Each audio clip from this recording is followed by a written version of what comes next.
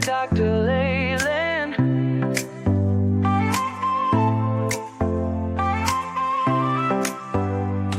Step into the future, the world is waiting now. Dreams are in the making, we'll show you how. From the books to the screen, from the stage to the stars. Level up your game, let's raise the bar. Innovation, inspiration, it's in our DNA. Breaking through the limits, we're paving the way. Level up, reach the sky, take the lead, don't be shy. Your story's worth it, your light will shine. At Level Up Academy, it's your time. Oh, it's your time. At Level Up Academy, we rise and climb.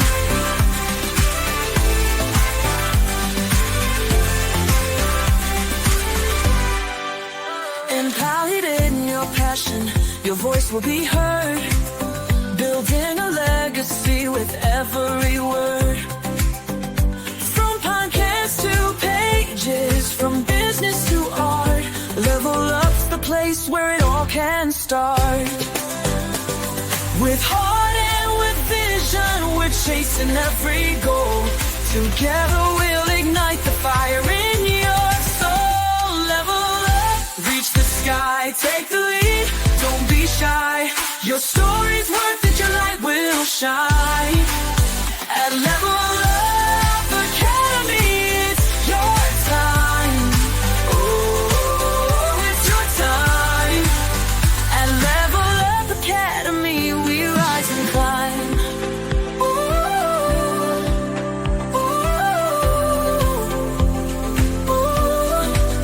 Oh, we're trailblazing, breaking through the mold.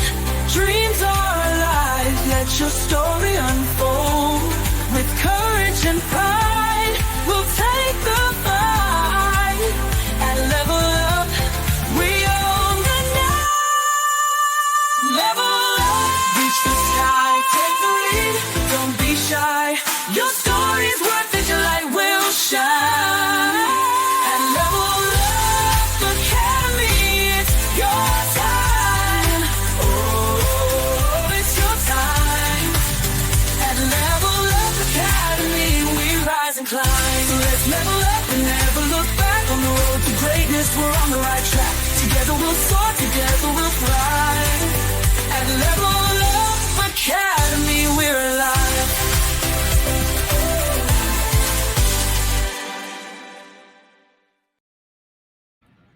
Hello, everybody. Hopefully, you can hear me. Look at that beautiful sister of mine, my co host every Sunday on Unmute by Design.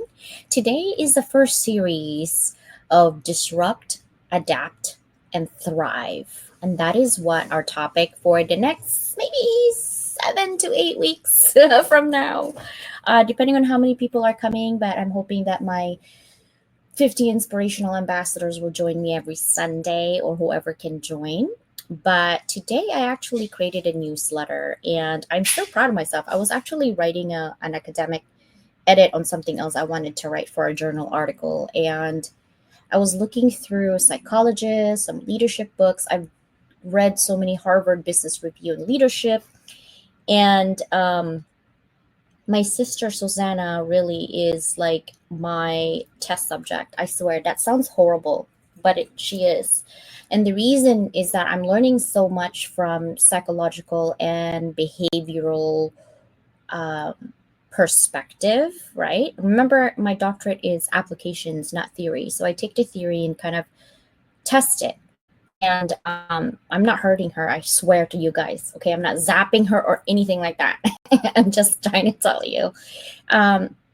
Because if you really have watched for at least 2 years on her journey, and if you watch her mannerism from the very beginning when she was a co-host with somebody else to having her own to being my co-host, you'll see a huge difference, right? In her facial expression, demeanor, tone, like everything you need to pay attention to.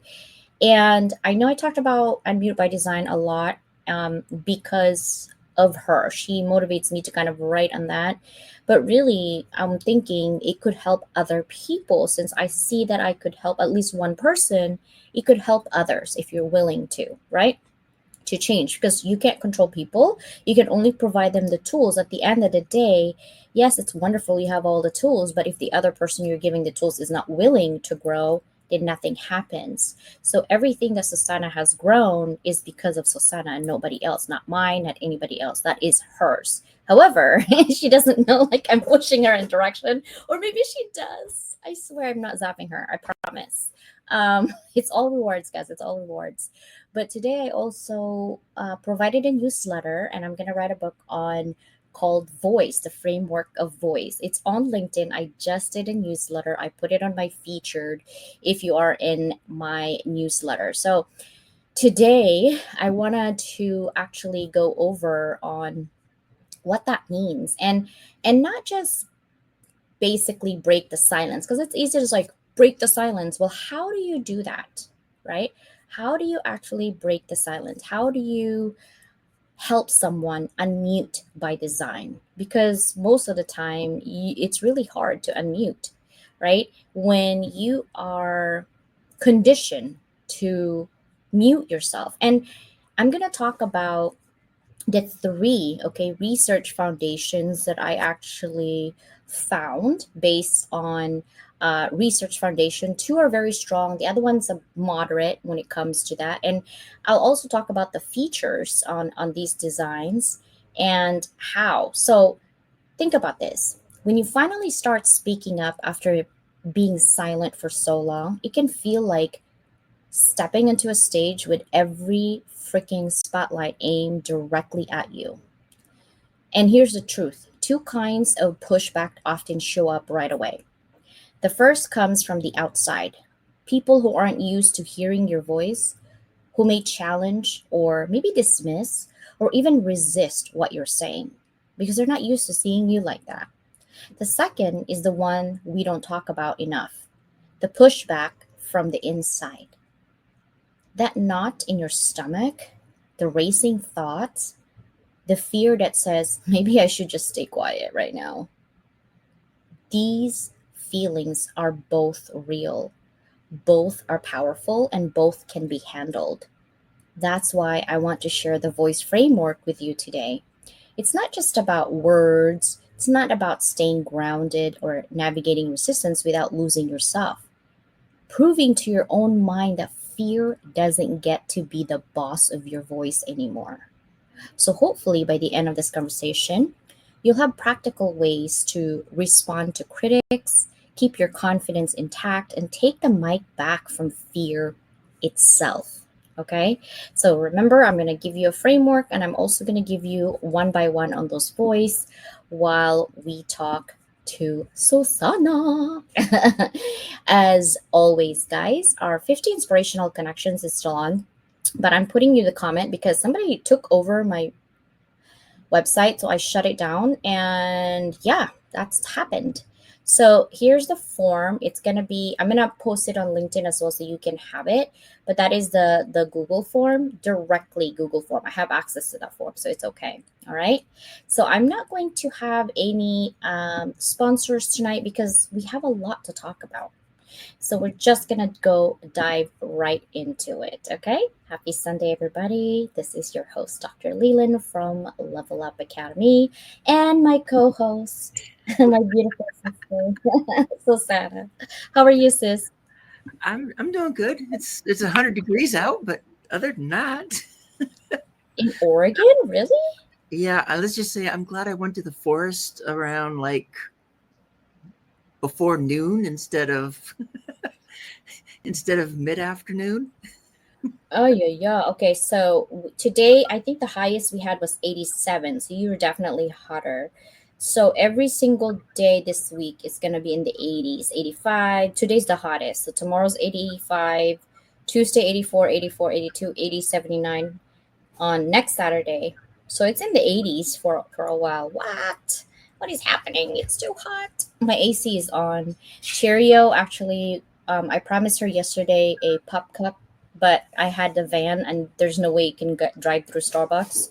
So today I took her out and Bella actually sat in the back and Bella's pouting. She's like, why is Cheerio on the front?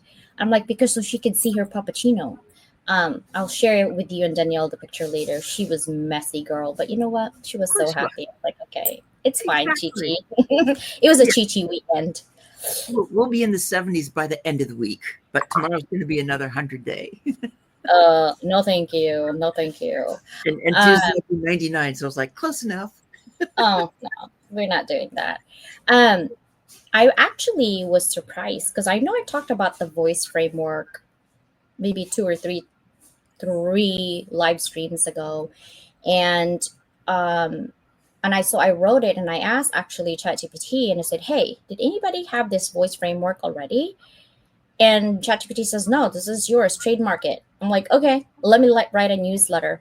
The reason that I start doing that is because it's for proof. Anything that comes out from me, and it's literally automatically copyrighted intellectual property by me. So, yeah, I'm going to write a book on it. I'm starting to, and we're going to talk about it today, really, in real life. Um, in terms of research, right? There were actually three like peer reviewed studies about it, and the research foundation of the three types of muting. Okay, there's three types of muting. The first one is fear based muting. This is fear of rejection, judgment, or failure. And I know we talked about this, I think, on the first or second Unmute by Design. um, the construct of fear of negative evaluation is well established. This has been well researched, right? When you have your evaluation, like if you're brand new to work, you're going to have a 90-day evaluation to see if you're going to stay in the job or not. Sometimes you get a little bit of anxiety on how people evaluate your job. It can lead to social withdrawal and self censorship as well. And FNE, which is fear of negative evaluation, actually plays a significant role in social anxiety. It can also diminish your performance under pressure, like public speaking, right? If someone has a lisp, my cousin has a lisp, so he doesn't like to talk in public a lot because he feels like people are making fun of him. Or he has a short tongue, actually, that's why it sounded like a lisp. um, or if someone has a disability on just general anxiety, like anything can trigger, right? That also gets you into the fear of rejection. Now, in digital behavior, FNEs negatively impacts the amount of self-disclosure on social media. Oh, so and so did this. Maybe I should do that too, right? Because it's that, like, I don't want to be left, like the FOMO. But I think the worst fear-based muting is self-censorship, where you fear of voicing your opinion because your reputation could be hurt, or there might be a backlash, or being canceled, right? Leads to widespread suppression of opinions. So we don't say our opinions anymore, especially online. Um, what do you think about that, sister? Fear-based muting. It, it's everywhere because it does. It gets to be hard to take that step of putting your voice out there, especially if you've been muted for a long time for various reasons, and then it's time to put out into the world that which you know you're supposed to, but you either think about things that happened in the past, so experience holds you back. Fear will find a way to try and hold you back.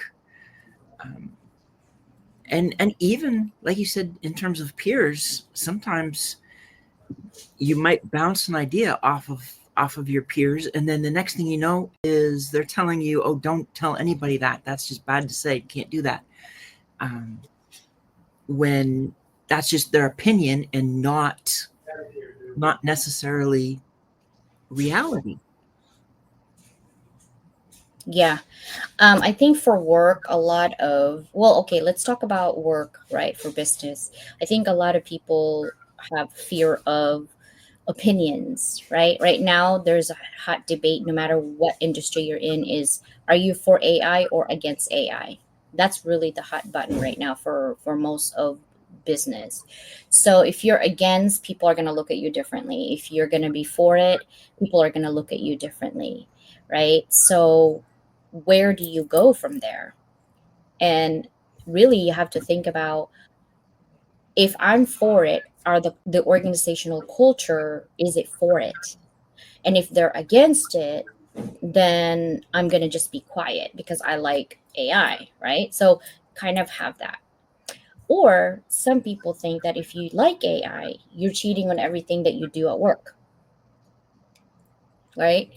And so then I have to ask people, okay, so before AI came up, I already had experiences and I've already gone to where I'm at. I don't need AI to where I need to be. I just make it faster. That's all, right? If you really think about it. Hi, Randy. Welcome, welcome. And also, Derek, thank you so much for coming in. Now, the other fear is the belief based muting. This is moderate research. Basically, it's all about cultural, sociological insights, and context driven, right? So, if your environment at home, especially the way we grew up, um, you can be seen but not heard. You can be in that corner but don't speak. If the adults are talking, do not talk, do not interrupt. If it's even if you're wrong and you have your own thoughts and opinion, but if it's your aunt and uncle or your grandma, do not speak. Do not eat if it's not your turn.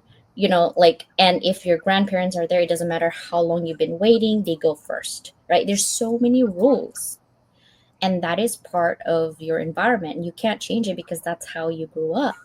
And so those also are belief based muting, right? Also, you get told, don't be cocky, be humble. Don't talk about your accomplishments because you're bragging and you're a narcissist. Don't post pictures that you're changing because you're bragging. Who made up those rules, though? Right? Who made up those rules? It's like, oh wow, I look cute today. Wait, I can't post it because it's narcissism. You know that, right? That's literally the pushbacks that we're talking about. And that is the belief-based muting. Have you experienced that? Not me specifically, but I know it's out there, and there is so much of that.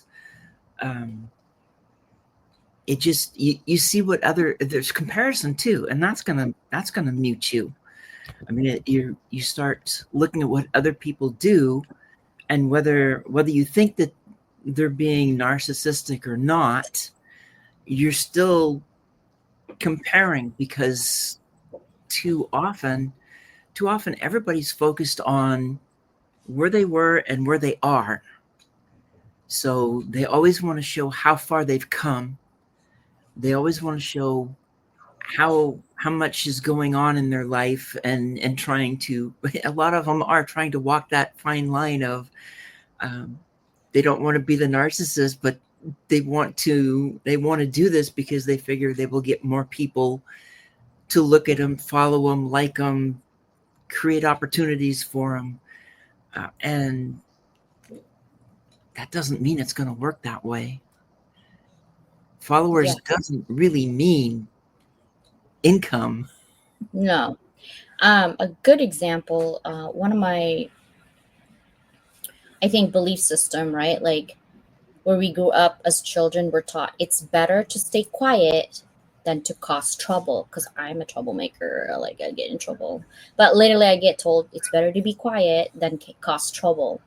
So at work, even when I notice a problem in a project plan, I used to hesitate to speak up in meetings. Even though deep down I really truly believe that questioning the authority will be seen as disrespectful, so I don't say nothing because I don't want to rock the boat. um, that belief system is not because I'm not capable, it's not because I don't know what I'm talking about, but it's formed in my childhood, right? It shapes my behavior as an adult because keeping my voice muted, even when I know I'm right, is to, even if it could save money and time, is to not rock the boat. I, I think sometimes I still do, but now I have different reasons that I mute myself. I mute myself by design because I don't want to help as much as I want anymore when my help is not seen as help, right? But the counter belief of that unmute challenge is speak up respectfully is not causing trouble, it's contributing to solutions. And I think a lot of big organizations always have the loud person and thinking that loud is actually getting their way when they're just noise. They're not really there to give. They want to be seen as I'm the expert when there's really no solutions that they're providing. So that to me is another muting is belief based, right? Now the third one is system based muting. This is organizational and social systems. This is where Miguel actually was talking about. These have really strong research foundation, right? System based muting. Um, Sometimes you see a coworker um, really mute you because they feel threatened. And so it's up to you if you want to speak up and it's worth your time and energy, or you just show them through working. How would you handle that if you see your organization and there's a system already that's set in place and they tend to mute you even if you want to provide solutions? What would you do? Probably go find a new place. Unfortunately, I think a lot of people are probably doing that because that means it's not a safe place. You can't feel like you belong in a space that you're having to cover yourself to say anything. You might try. It might be a case of try to go against that grain once or twice, but depending on what actually happens, then if you gotta stay muted, too often I think I think even think about my own past. It's like you're in that position and you're not feeling safe, but you have a job, so you don't want to risk losing it and having to try and find something else. But at the same time, if it's not the fit, if you don't feel like you have a value in that organization because of the way they do things, you look for the next place. And that means that they're not going to get your best anymore. You're only going to do that what you have to do to make sure that you don't get fired, so that you can put more energy into finding a new place that's going to be a better fit, hopefully. Yeah, sometimes though you especially today, like finding a new job is not easy as it used to be, right? It's kind of hard to find a new job like right away. Randy, I'm so glad you came in. Well, Tavi, hello, hello, hello. What's up, Homer? So I have an example on system-based muting. Actually, this is one when I coach a student. Let's just name her Priya. Yeah, let's just name her Priya. She actually works in the tech industry where leadership meetings are dominated by a school group of men, small group of men. They tend to interrupt or talk over female colleagues, not just Priya, but she noticed this. And even when she managed to share her ideas, they're often attributed to someone else or brushed aside until a senior male colleague repeats her idea, then people listened. So over time, this pattern sends a clear message to her that the system rewards certain voices and sidelines others or silence others. So without formal policies um, or leadership intervention, the environment itself becomes the mute button, right? It doesn't to be person, it's just the whole group. So she stopped literally giving ideas. And what happened was one day they had a project and she just stopped. Like a whole month, she didn't say any more ideas. And they're wondering, they're like, I don't understand what happened. Like we used to have a lot of ideas coming and it's not coming anymore. I'm not sure what's going on. Like they themselves, the men didn't even realize. She just mute herself. She goes in, she doesn't say anything anymore. And they're like, Priya, what do you think? And Priya's like, what do you think about what? And they're like, well, we kind of ran out of ideas. So she said, you ran out of ideas because most of your ideas were coming from me. But when I speak, you guys don't actually acknowledge. So I just stopped contributing. And then she got told that she's not a team player. She's like, Dr. Leland, what should I do? And I said, okay, is there another job within the organization? Because you have really good benefits. You want to keep that benefits. And she's like, yeah, but they're still all male oriented. And I said, that's okay, because what we're going to do is when we start a new department, we're going to establish authority without them even knowing it. And they'll know who you are from the very beginning, because it's all about designing when you come in. See, people are patterns of behavior, right? So if you come in timid, all of this, they're only going to see you as timid. You don't have to come in strong and muscular. You just need to be firm, look them in the eye, and be discerning of your decisions, right? And when you respect yourself and you respect your authority and your colleague sees that, then they'll respect you. But when you're already in your head, you're thinking, oh, I don't know if I should say this. So you kind of quietly say it, and then someone hears it, and then they're just kind of putting it out there. I'm like, hey, that's a good idea. Not knowing that you actually say that. So then I had to fix her mindset of feeling confident before she moves on to another job. So she found actually a different department. She became a manager after about 6 months, but we found a different department for her and we gave her a base. It was really hard for her because she has a lot of cultural baggage. And so I didn't even know that I was actually using the voice framework until I realized this. I'm like, wait, I did use that voice framework. So these are like the three things that I've seen my students and some of my clients that I've coached. So the voice framework really is to validate, right? You're like, what do you mean? You need to validate, recognize the fear is normal human response. It's okay. It's not a personal flaw. It's okay that my body's reacting this way. It's okay that I'm feeling weird and like all this knot in my stomach. It just means I care, right? Validate that feeling, but be self aware that whatever that triggers you, that's what's happening. Once that you validate that fear and you're self aware what triggers you, then own it. Remind yourself why your voice matters. In her case, her voice matters because she was an idea maker, but they didn't realize it until she shut up for a month, right? And so think about yourself. I have the right and the value to contribute to this conversation, but no one is listening. How are they listening if you yourself are muting it by design? Right? And you didn't even know, she didn't even know she was doing that. She showed me the video. I'm like, oh, Priya, no one could hear you. It's like a birdie's talking, right? And she's like, should I shout? I'm like, no, don't shout. They're probably thinking you're angry. So don't do that either. And she has a really heavy accent. So when she shouts, she does sound angry.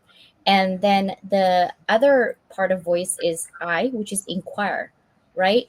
Turn your curiosity inward. Ask what the fear is protecting you from, and if that risk is real or is it perceived. Because sometimes our perception becomes a reality even though it's not real, but when you believe it all the time, then it's like it must be true, right?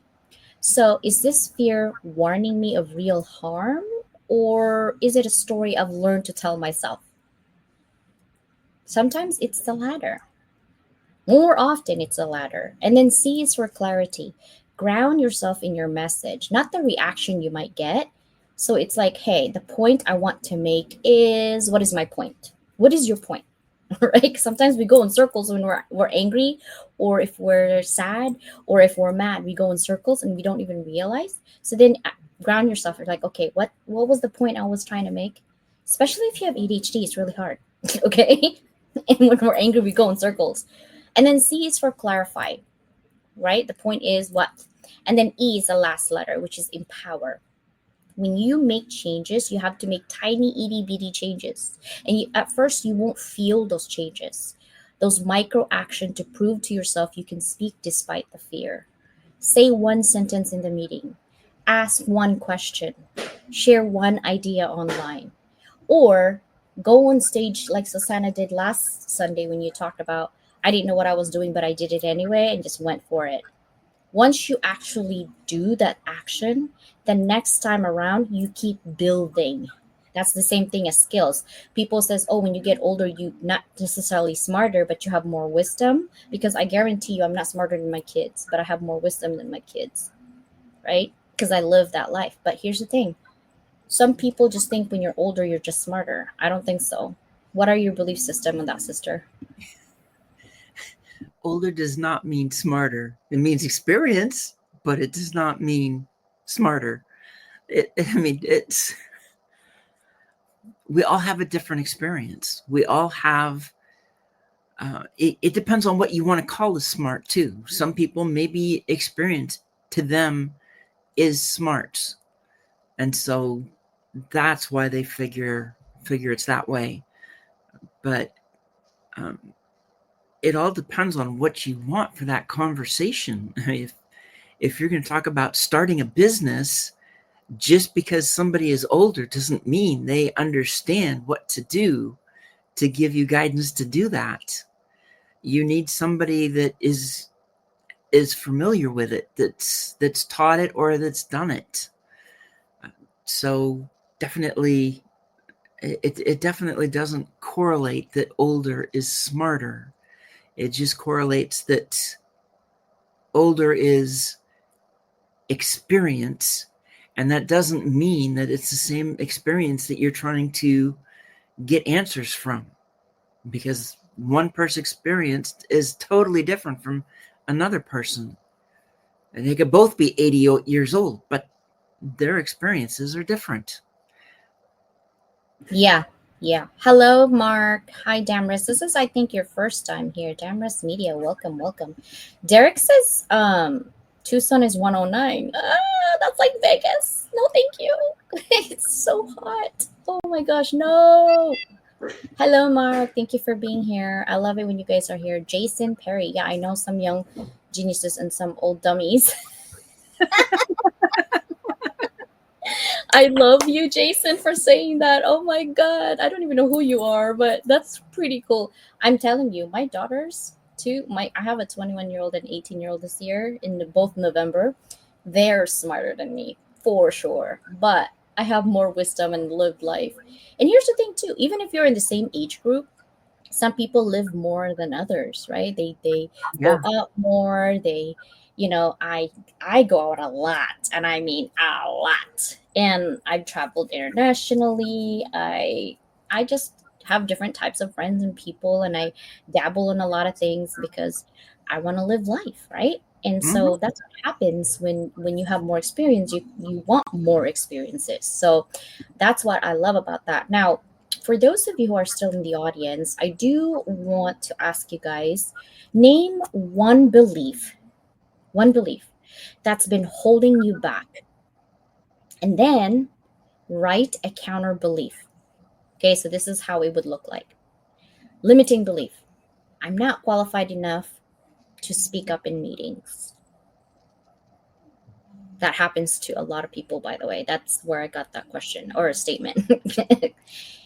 And then your counter belief, this would be my suggestion, is my perspective is valuable and brings fresh insights.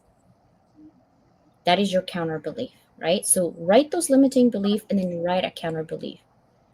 I want to encourage you to even post it in social media with hashtag, right? Limiting belief and counter belief, and then just tag me if you can. That would be something that I want to encourage you. Baby steps, just one limiting belief this week, and let me know how that goes. I'm going to, you guys know I love writing, and so I wrote Unmute by Design music today, and so I'm going to share this with you. Hopefully you guys like it, and here it is, okay? Clap, clap, turn it up, let your heart keep time. You're tuned to Unmute by Design with Dr. Leyland.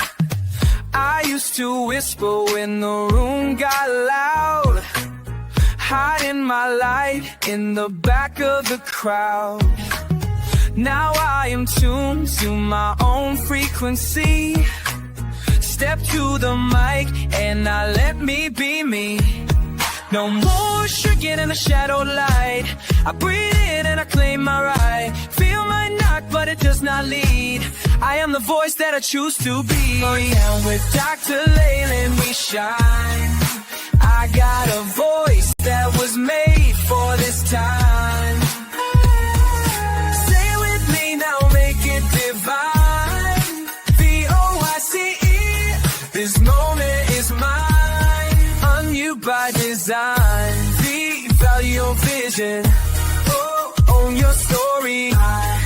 Ignite your courage. See, claim your space. Elevate your impact. VOICE.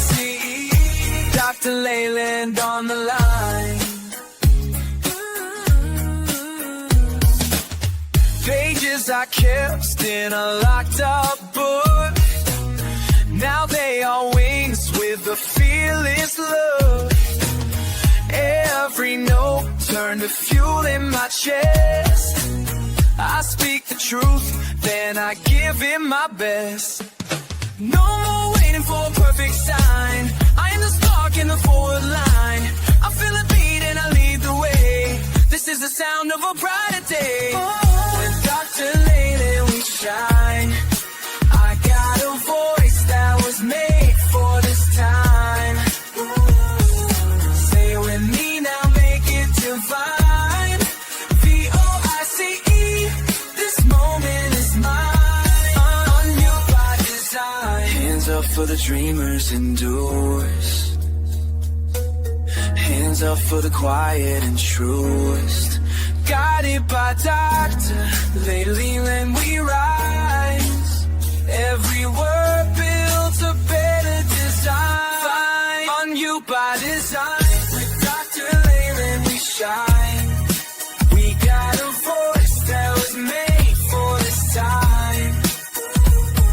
Stay with us now, make it divine. VOICE, this moment is mine. Unmute by design. Yeah, VOICE. I like that. I actually got that from the RESPECT, right? Like, right? I love that. I was like, hey, voice. Yeah, I was writing that. I was like, how do I do this? And I was like, no, do it again and do it this again. So I might change it later, but that was my first reiteration 5 minutes before we came in here. You know me. I just, whatever. So I love this, Jason. Who am I to think I can accomplish such a huge dream? Limiting belief, right? And then the counter is I am capable of great things, especially when combined with the collective power of community.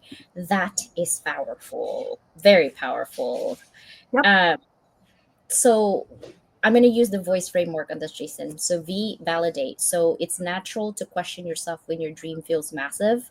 That's actually a sign that you care deeply about it, right? O is for owning it. You've already acknowledged something powerful. You said you are capable of great things, and not just a belief. It's backed by your skills, your experience, and of course your determination. And then the I is to inquire, what's one small step you could take this week that moves you closer to that dream and proves to yourself, not nobody else, that you're already on the path, right? And then C is to clarify. Remember, combining your strengths with the collective power of community means you're not doing it alone. You're building momentum with others who share your vision. And then the last is E, which is empower. Your dream isn't too big. It's the right size for the impact you're meant to make. Keep moving forward and let others join you on the journey. So that is my voice framework. Hello, Charles from Hong Kong. We need to come back, Charles, for sure. Oh, yeah. All right, You guys sister. needed more time. Yeah, definitely. What do you think of the song? And then what do you think of Jason's? Oh, the song was great. I just, half the time I sit here, I listen to your song and I'm seeing it and going, she just has that knack. and I know that I could do that. It just, you can do it in like a third, quarter, eighth the time that I can. But that's life. We're all Because different. it's practice, you see? It's practice. When you're practicing doing things, it just comes like fast, right? That's like, when people say, hey, if you don't use it, you lose it. I don't know how to ride a bike, guys. So I lose that because I don't know how. You give me a tricycle, I'm good. But you give me a two by, um, I was actually talking to Bella about like rollerblading to part of exercising. I can actually inline skate more than the four quads. Like if I do the four quads, I feel like I'm gonna fall off. But the inline skate, I can because I learned how to ice skate before anything else. Okay. And I've so never that's, done, so oh I've really? Yeah. only, I've only gone roller skating once, and let's just say I rolled over somebody's wrist once during that, and that was kind of it. And as for rollerblading, I've never done so. Yeah, I learned ice skates first before I inline skate, and they have really cute skate. And I'm like, why is the skates $180? When I was growing up, it was like $50 or $25, and I was already expensive. I'm like, man, I am getting old. Like, what's happening here? And Bella bought one. I was like, oh man, I'll buy one. And then I was wearing my shorts, and Bella's like, Mom, can you wear leggings instead? I was like, why? What's wrong? And then she rolled her eyes. She's like, look in the mirror. Also, because my butt cheeks are hanging out for the shorts. She didn't want to tell me I'm too old to be doing that crap. I was like, oh, geez. Okay, fine. I was just here to exercise. And he was at the beach. Like, it's not like it's in the middle of the street, Like, I was at the beach. But it was so funny. What about Jason? This is beautiful. I feel like this is really beautiful how Oh, he framed, right? yeah, no, it's really great to be able to take that, because I think there's a lot of us who can probably sit back and wonder, how can I accomplish these huge dreams that we've got? Because maybe we've never been encouraged before to even go after the dreams, and to understand that yes, you can. You probably, and in these dreams are probably things you were created to do. You just have to get out of whatever box everybody else has been telling you to be in, and understand, have that awareness that you're capable of great things, and knowing that sometimes it will happen with that collective power of community, because you don't have to do these alone.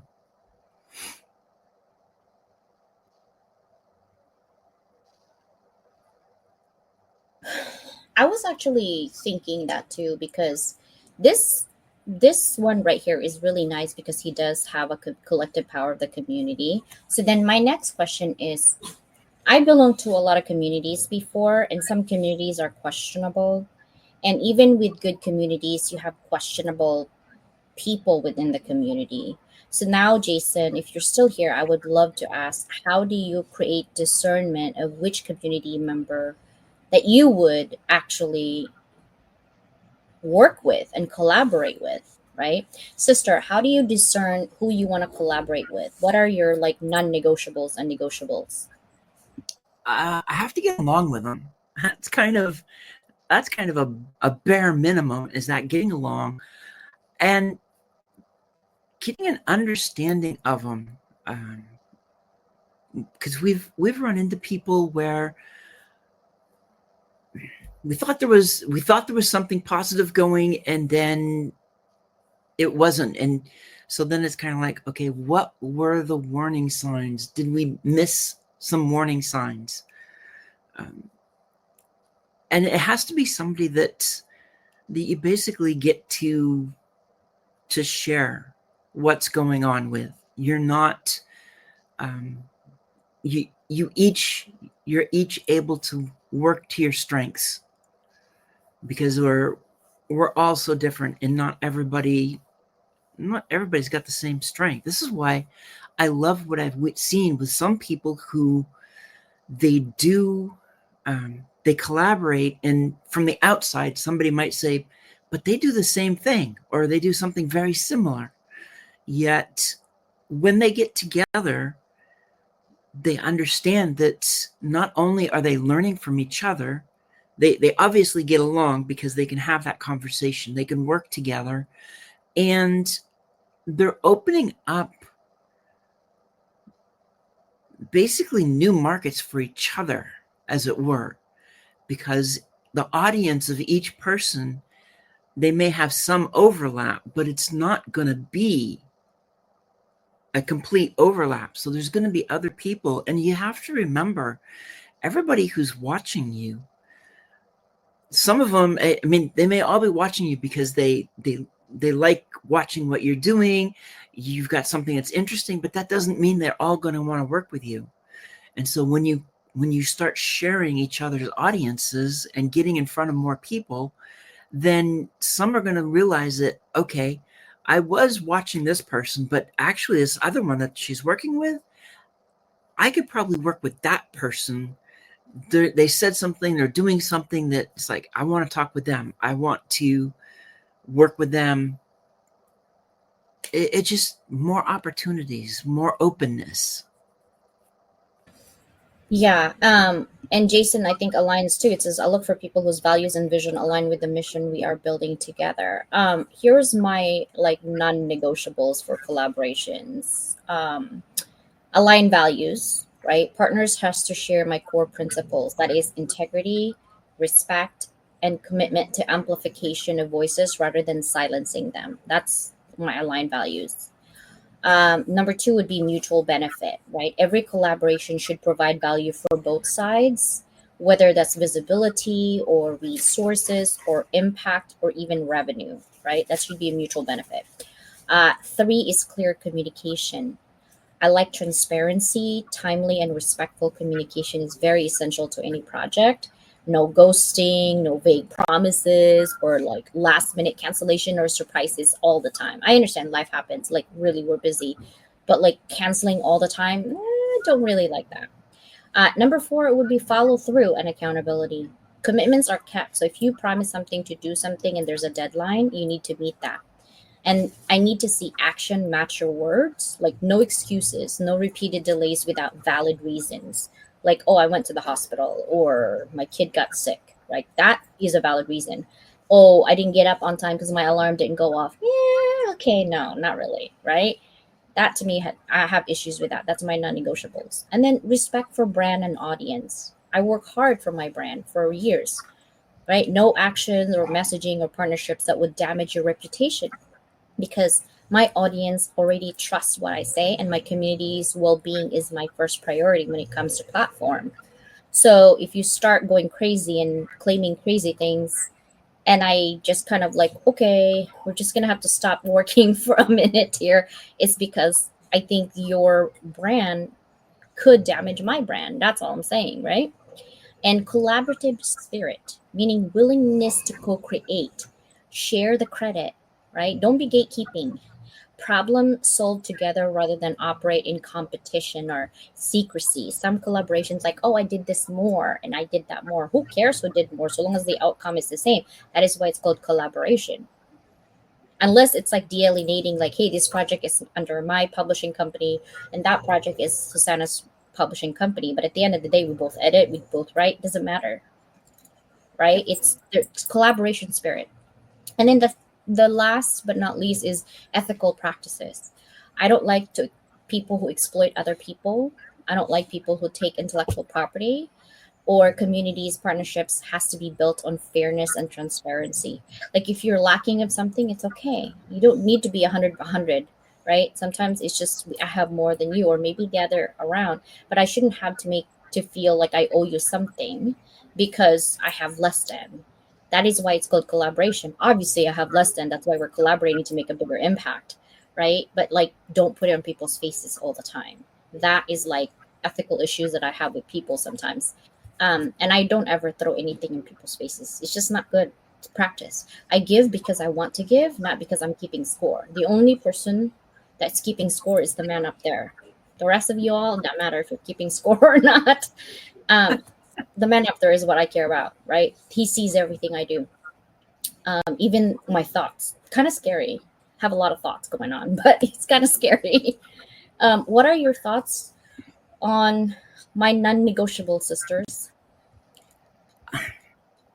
I agree with all of those, because it's the stuff that we need to it it's the kind of non-negotiables that are going to bring people together, and make sure you're working with the right people.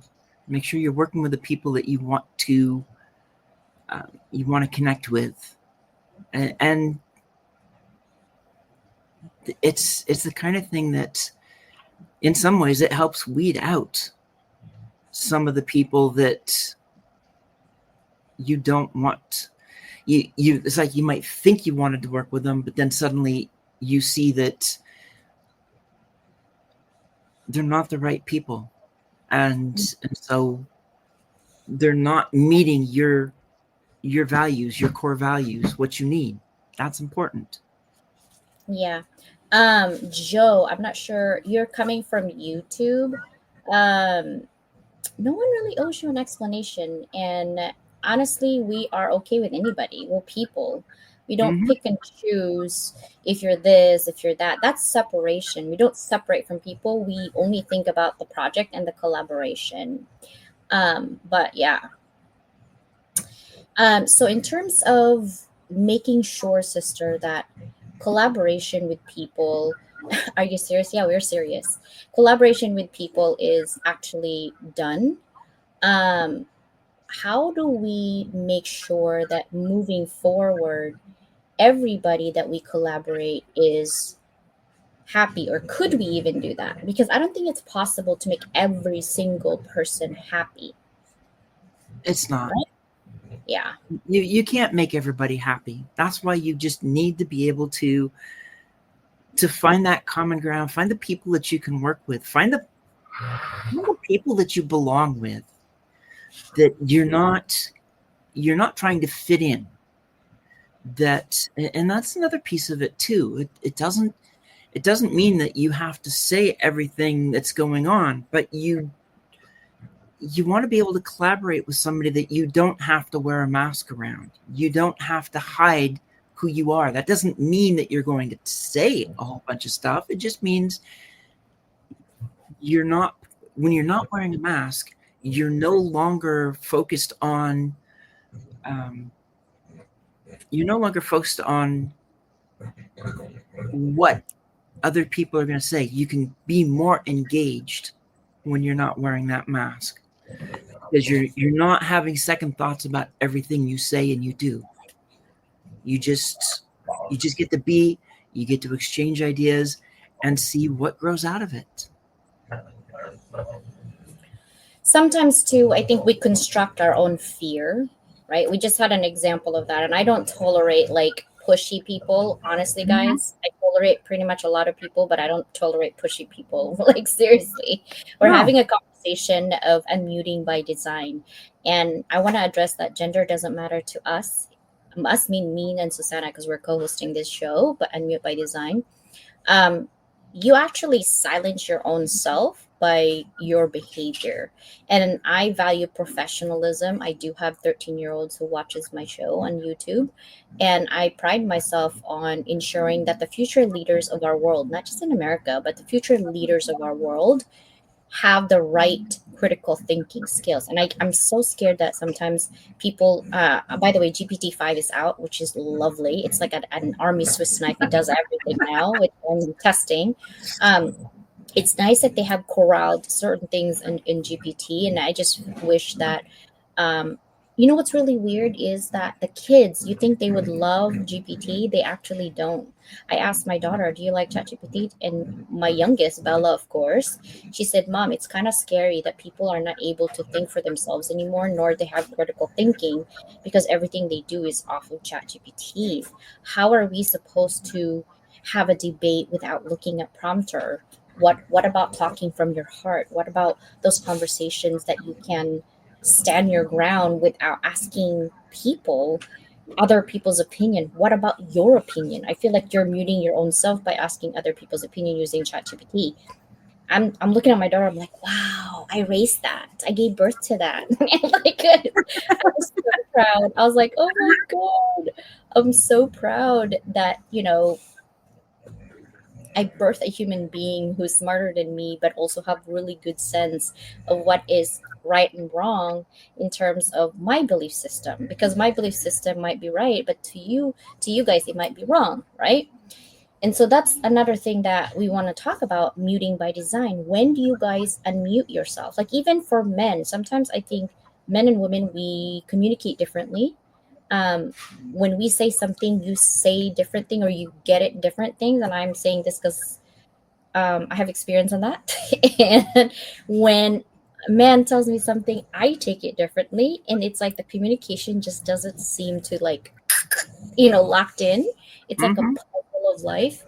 But how do you, even in relationships, how do you unmute by design when you feel less than in the relationship, men or women?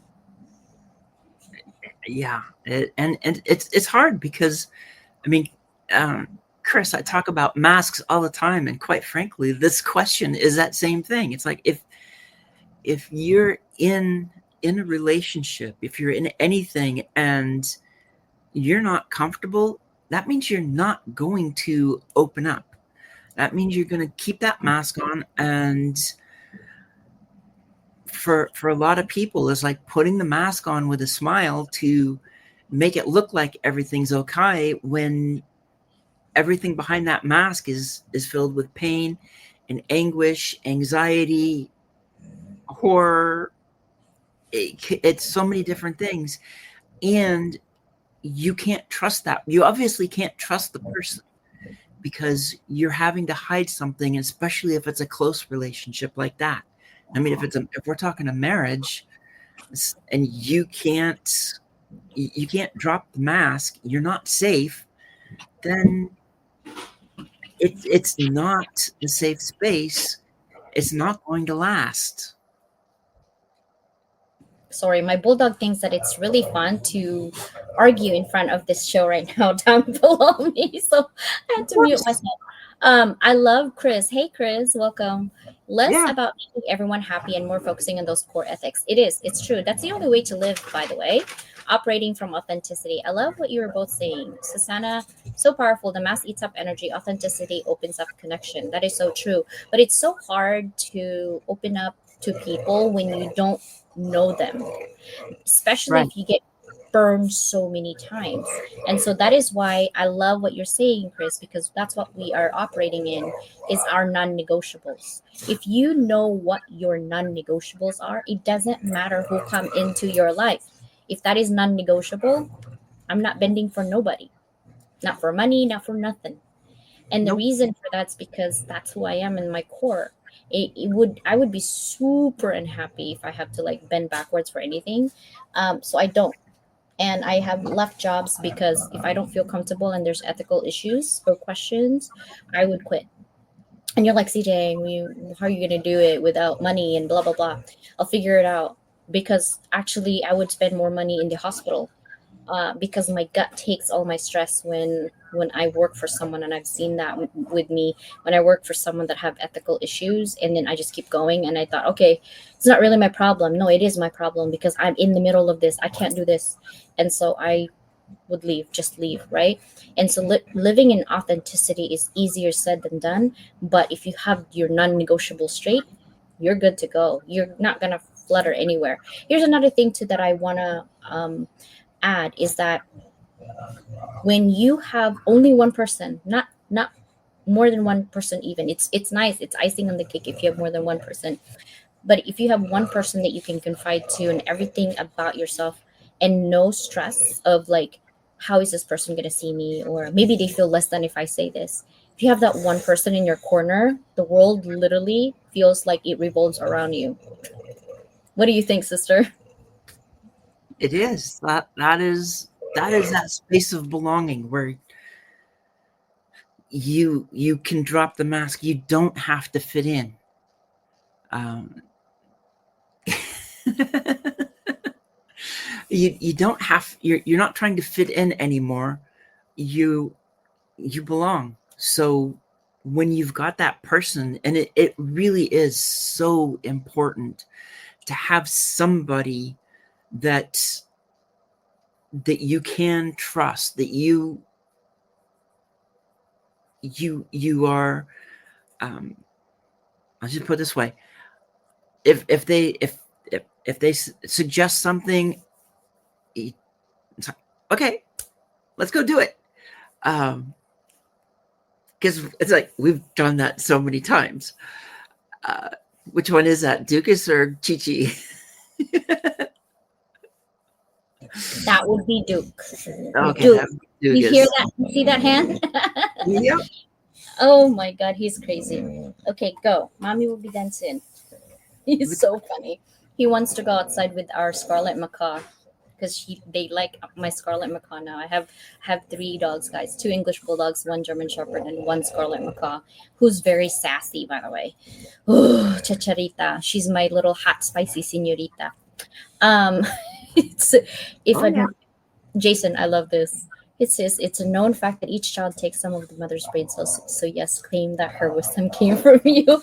Actually, I think my daughter only hangs out with me most than her best friend. So she's probably weirded out with that. She doesn't mind so far. Um, and she's senior this year, so I'm like, oh my God, I'm gonna be an empty nester. Ay, ay, ay. That's gonna be crazy. Chris, you have both mentioned ethics.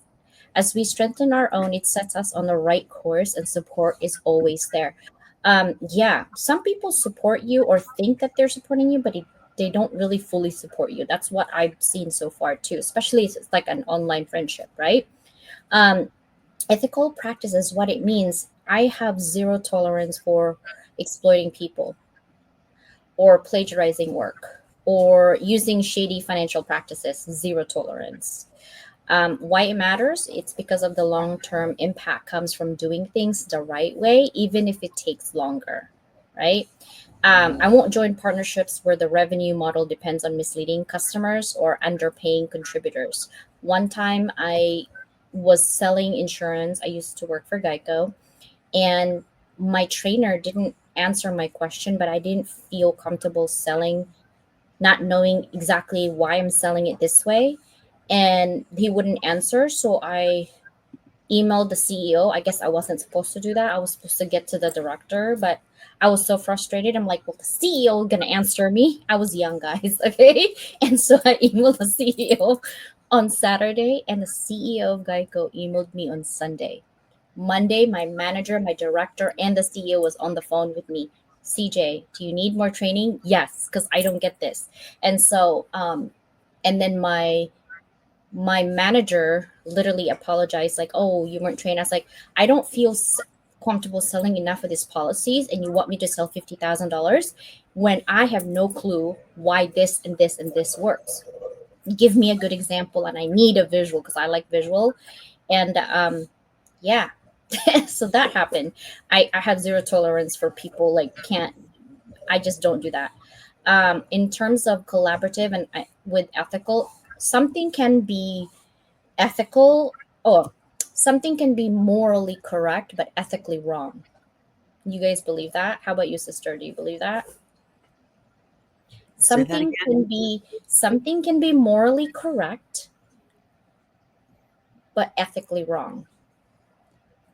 Yeah, I think there are cases where that can happen, and then it really makes it difficult. It's like, okay, which way do you want to go? And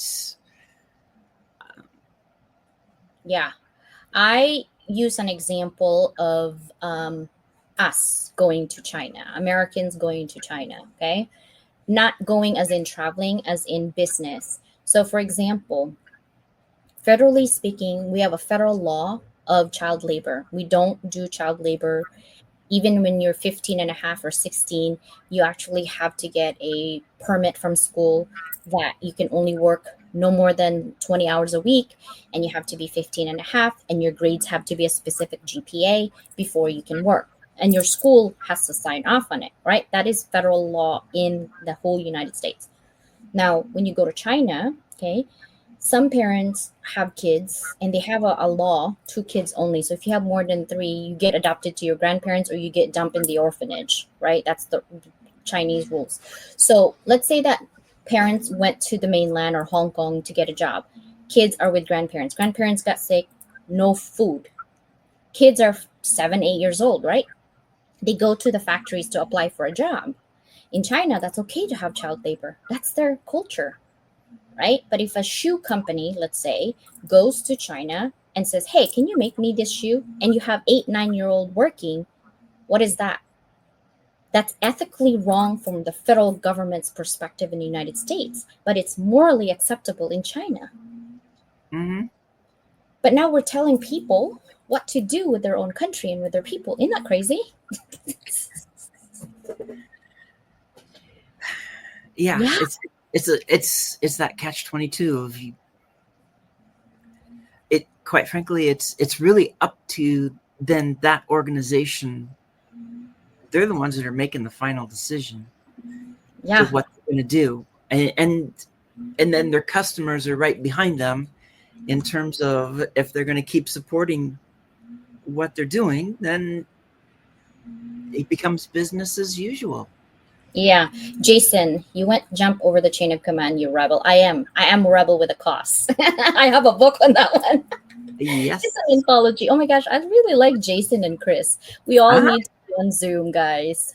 Oh Maybe yeah. you guys should write with us. We have another anthology in the space between. I feel like you guys' thoughts and viewpoints and conversations would be perfect. Um, Something can feel right to you morally because it aligns with your convictions, yet still violate the ethical rules of a particular system. The tension is in whether you answer to the standard of the group or the standard of your own conscience. Um, Actually, yes and no. So when you work for an multinational, you have to go with federal or you go to prison. Like really, that's your option. Okay, I worked with a lot of corporates before, and even Nestle and Swiss. So I have to go with the federal law. So I would say, hey, can we find a manufacturer that actually have adults and up? And the reason for that's because it violates our federal law, and I would love to employ the kids, but not in this way. I just couldn't do that, right? Because I have to follow where the organization is from and the law from that country. If it's another country, then fine. But if it's from the US, we follow the US law. So that's literally what it is because my option would be jail. And I don't think so. So that is definitely same with the military. Exactly. So we just follow that. I didn't even know we're over. We always go. Well, we'll go over. You can talk Oh my military gosh. too. It's like I was an army officer, so yeah, I know military. Chris and Jason, you guys are amazing. Thank you for being here. I appreciate it. But definitely, guys, I would love to have your thoughts and opinions more on the Unmute by Design. And I will be writing a book on the voice framework. I will be looking for people to have examples as well on this book when I write it. And maybe I'm planning to put it out in the major distribution channels. But I don't know when that will be because I have a lot of books on the on the hot press right now. One of them is academic publishing, the other one is the second anthology, and then the magazine. But we do have 50 inspirational connections. So if you guys either have an inspirational story or maybe you have like a business or a coaching or anything like that. Huh? Yeah. Either can. Actually, that's from the website, and my website someone took over. Oh, Don't that's even right. get me started. So I'm going to this one right here is the Google form, and or if you just DM me, I'll send you that link to get your 50 inspirational connections. Because my job is to amplify everyone's thoughts and really create an inspirational stories, inspirational moments for people who don't have the platform but have a lot to keep others in our community positive. We're going through a lot of changes right now that's negative. So let's keep our community that we can control positive. We love you guys. Thank you for being here. Susannah has a show on Tuesday. We are looking for people to be on our podcast. My podcast is actually audio and video. So video goes to YouTube, about 66,000, like 67,000 subscribers there.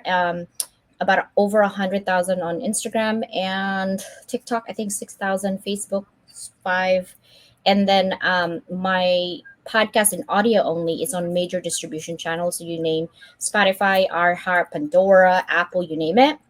I just posted an Unmute by Design with Susannah and I's interview, I believe from last week, Wednesday.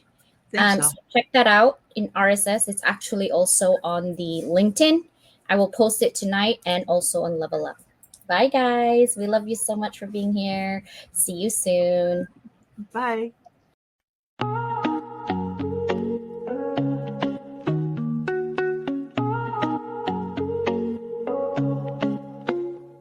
I started in the silence, behind closed doors. Dreams too loud to keep tucked in the floorboards. Late nights, broke days, no applause in sight. Just coffee, hustling that fire to fight. They said, play small, but I'm built to expand. No silver spoon, just grit in my hand. I will every note, like armor and steel. Visibility's a battle, but I'm real and I heal. From invisible threads to the front of the stage, I'm rewriting the script, turning scars into page. Level up, rise above the fear. Let them hear your voice, make your purpose clear. Every step, every stumble, every tear in the rough. You were made for this moment, you are enough. Level up, break through the doubt. Turn the whispers of your past into a victory shout. You ain't just chasing clout, you're building a legacy. Now the world's gonna see what they couldn't believe.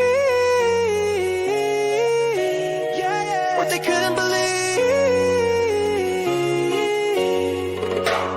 See the back end, just a headline glow. But success is built slow, where the struggle don't show. Algorithms change, but your mission's divine. You're the brand, you're the vision, you're the power behind. You gave free just to prove you have value inside. Now it's invoices paid and your name amplified. You're not just in business, you're changing the game. And your visibility, that's more than a name. No more shrinking, this is expansion. No more asking, this is commanding. You've been the spark, now you're the flame. Entrepreneur by fire, fueled by name. Level up, rise above the fear. Let them hear your voice, make your purpose clear. Every step, every stumble, every tear in the rough. You were made for this moment, you are enough. Level up, break through the doubt. Turn the whispers of your past into a victory shout. You ain't just chasing clout, you're building a legacy. Now the world's gonna see what they couldn't believe. What they couldn't believe. To the late nights, the lost friends, the risks you took, to the brand you built and the space you shook. Here's your crown, your moment, your spotlight beam.